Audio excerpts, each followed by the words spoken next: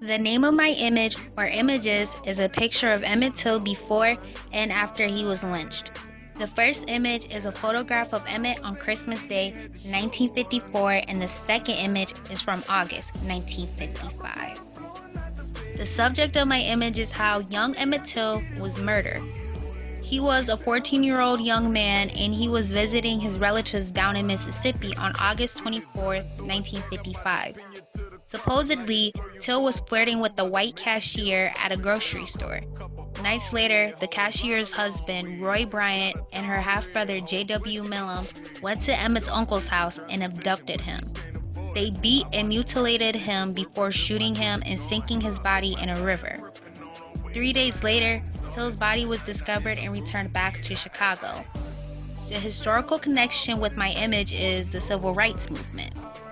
The men who killed Emmett were tried for murder, but an all-white male jury acquitted them. Because of this, and his mother having an open casket funeral to show what racism did to her son, galvanized or stirred up the civil rights movement. The point of view of the first image is a face shot of Emmett Till smiling and someone's arm that is around him. The second image's point of view is Emmett in a casket barely recognizable because of the beating that both of the men gave him. The purpose of both of my images is to show that racism was still heavily active during the 1950s, and it also shows that a young man was murdered for something that he probably didn't even do.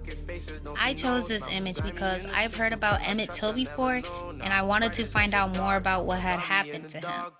The only connection that I have with this image is that him and I are both African American. Thank you for listening to my presentation or whatever, and have a kick-ass summer.